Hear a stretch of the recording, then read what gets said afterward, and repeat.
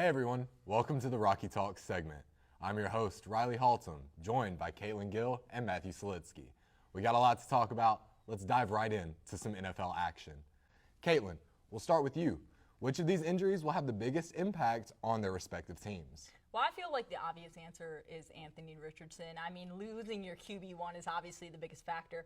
But I think in terms of season projection, I'd go with Justin Jefferson and the Vikings because they've had an extremely disappointing start. We are 1-4 at this point, and now Justin Jefferson is out for 4 games, and this is the worst time for him to go out. You have 2 divisional matchups coming up, and I never thought I'd say this, but I actually picked the Bears to beat the Vikings this week, and that's a lot coming from me.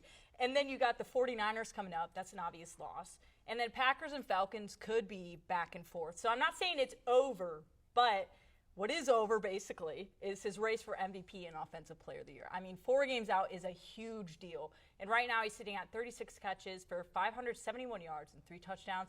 So he's looking good, but his absence is not looking good for the Vikings.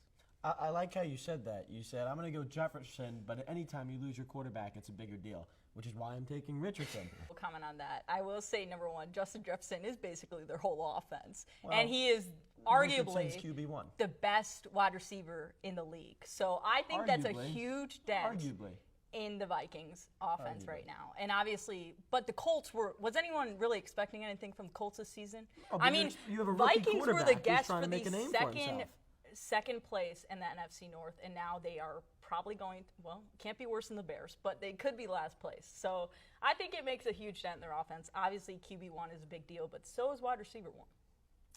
Yeah, more important than both of those maybe is head coach. Not get fired, retire, because at this point, retire, fired, same thing.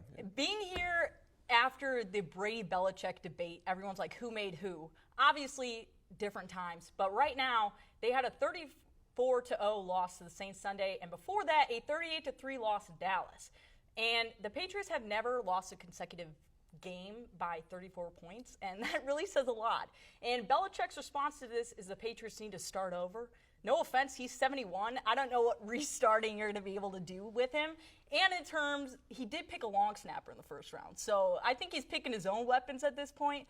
And he did put his eggs in the Mac Jones basket, and it's backfiring. So I think there's places to go. I wouldn't say it's backfiring. But do you think Mac Jones is doing good right now? No, I wouldn't say good, but I wouldn't say Mac Jones has met the expectation, but the expectation wasn't high to begin with. I disagree. I mean, of course you do.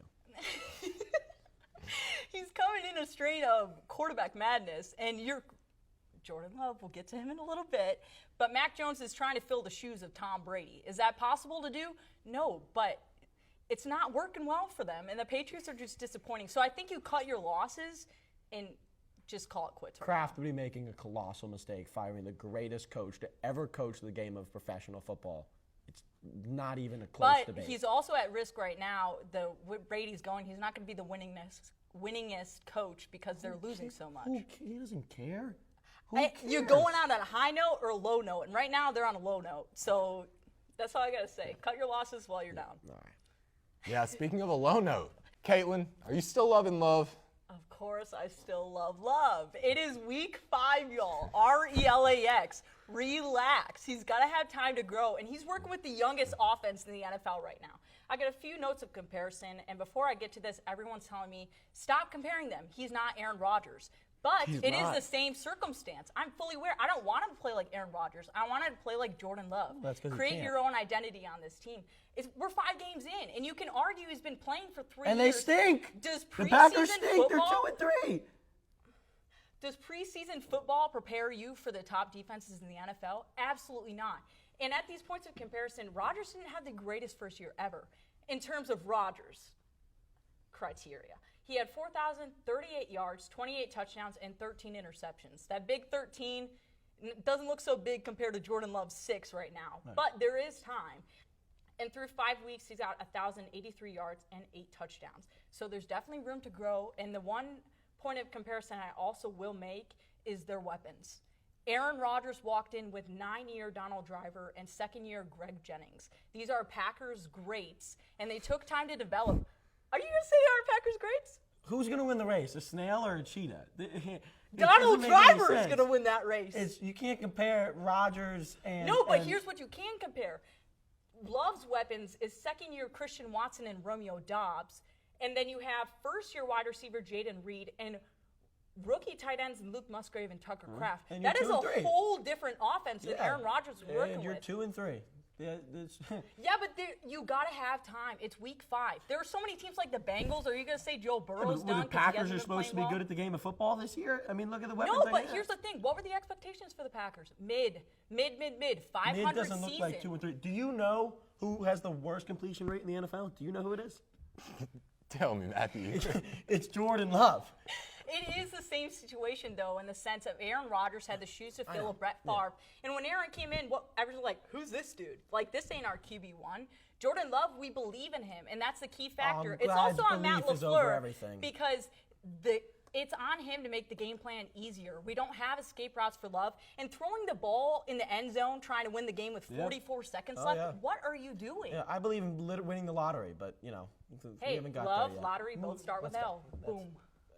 Do this anymore. I love my QB1. I never Terrible switch him quarterback. up. Awful. 2 and 3. Speaking of awful, I'm kidding.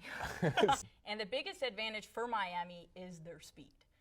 In their win over the Giants, A-Chain reached 21.76 miles per hour on his touchdown run. And then right after, Tyreek Hill caught a pass from Tua on the next drive that went for 64 yards, and his top speed, 22.01 miles per hour, which is the fastest ball carrier speed in the NFL season. They are young, hungry, and they have star power. I just don't know if they'll be able to contend with the Chiefs, who have that playoff They also get experience. Chubb, A-Chain, and Ramsey back soon, so Yeah. good pieces.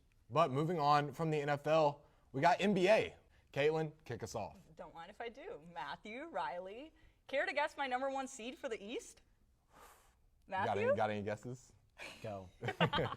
Oh my gosh, how did you know? Give me the Bucks, baby. It is Dame time in MKE, and the star power of this team is truly untouchable, especially for Miami, right, Matthew? Oh, still salty you didn't get Dame? All good. Number 2, give me the won. Celtics. Drew Holiday, Defensive Player of the Year. I'm calling it. It's comeback season. And number 3, I got to go Jimmy Butler and the Heat. 4, give me the Sixers and Joel Embiid. 5, the Knicks. 6, the Chicago Bulls. And 8, give me the Pacers. For the West, nothing special or surprising. Give me Jokic and the Nuggets at 1. D-Book and the Suns at 2. Curry with the Golden State 3. See what I did there? LeBron and the Lakers at 4.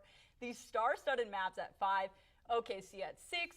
The Clippers at 7. And last but certainly not least, the Sacramento Kings at 8. Matthew, what you think? Well, the Bucks are 1.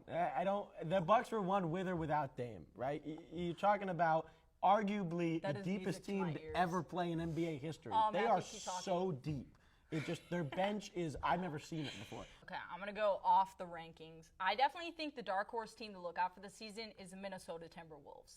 And a big factor this season is going to be the continued growth of Anthony Edwards. Edwards took a huge leap in his junior season, averaging a whopping 25 points per game and showing his true all-team potential.